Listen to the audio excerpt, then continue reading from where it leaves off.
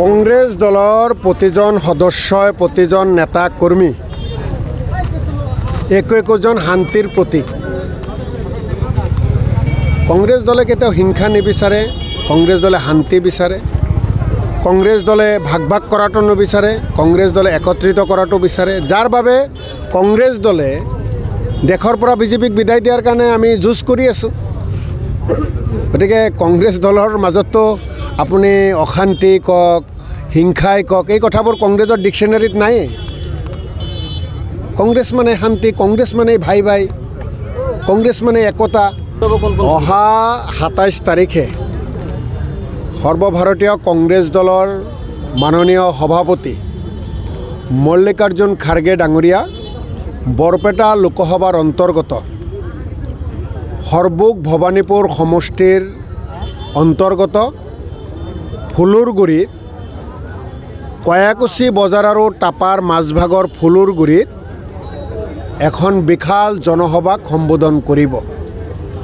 মল্লিকাৰ্জুন খাৰ্গে ডাঙৰীয়াৰ লগত উপস্থিত থাকিব সৰ্বভাৰতীয় কংগ্ৰেছৰ সাধাৰণ সম্পাদক অসমৰ তত্ত্বাৱধায়ক জিতেন্দ্ৰ সিং ডাঙৰীয়া, অসম প্ৰদেশ কংগ্ৰেছ কমিটিৰ মাননীয় সভাপতি ভূপেন কুমাৰ বৰা ডাঙৰীয়া, আমাৰ বিৰোধী দলৰ দলপতি দেৱব্ৰত শইকীয়া ডাঙৰীয়া, অসমৰ সুসন্তান সাংসদ আৰু এইবাৰৰ পাৰ হৈ যোৱা যোৰহাট লোকসভা নিৰ্বাচনৰ কংগ্ৰেছ দলৰ পদপ্ৰাৰ্থী গৌৰৱ গগৈ ডাঙৰীয়া, নগাঁও লোকসভা সমষ্টিৰ মনোনীত প্ৰাৰ্থী সাংসদ প্ৰদ্যুৎ বৰদলৈ ডাঙৰীয়া, AICC ছেক্ৰেটাৰী পৃথ্বীৰাজ প্ৰভাকৰ সাথে ডাঙৰীয়াকে প্ৰমুখ কৰি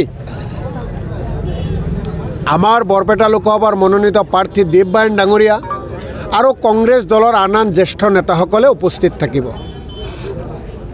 মই আপোনালোকৰ জৰিয়তে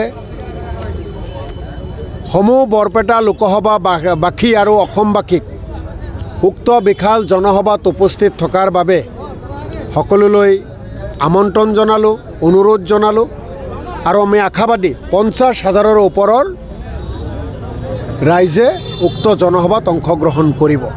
ছেকেণ্ড ফেজ, প্ৰথম ফেজ হৈ গ'ল, ছেকেণ্ড ফেজ ২৬ত হ'ব, থাৰ্ড ফেজ ৭ হ'ব। যিটো বাতাবৰণ মই দেখিছোঁ অসমৰ একেবাৰে পূবৰ পৰা পশ্চিমলৈ, উত্তৰৰ পৰা দক্ষিণলৈ এইকেইদিন বিভিন্ন ঠাইত গৈ আছোঁ। বিজেপিৰ বেয়া, AGPৰ বেয়া, UDFৰ বেয়া। অসমত বিজেপিৰ যদি বেয়া হয়, AGPৰ বেয়া হয়, UDFৰ যদি বেয়া হয়, তেতিয়াহ'লেতো জয়যুক্ত কংগ্ৰেছেই হ'ব। আমি আশাবাদী 14টা লোকসভাতে 13টাত আমি এটাত লুৰিণজ্যোতি গগৈ জয়যুক্ত হ'ম। চাওক, ৰাইজে বিচাৰ কৰিব। এবাৰ যিসকলে কয় ভোট নালাগে, আকৌ কয় ভোট লাগে, দিয়া মানুহখিনিয়ে বিচাৰ কৰিব যে কি কৰিব পাৰি। সাধাৰণ ৰাইজৰ বিবেক বুদ্ধি আছে, গতিকে বিবেক বুদ্ধি থকা ৰাইজৰ ওপৰত আমি আৰু জোৰকৈতো কিবা ক'ব নালাগে। ৰাইজে জানে, বুজে। আমিতো যদি কাৰোবাক বুৰ্বক বুলি ভাবোঁ সেয়া ভুল। অসমৰ প্ৰতিজন ভোটাৰ সজাগ হৈছে।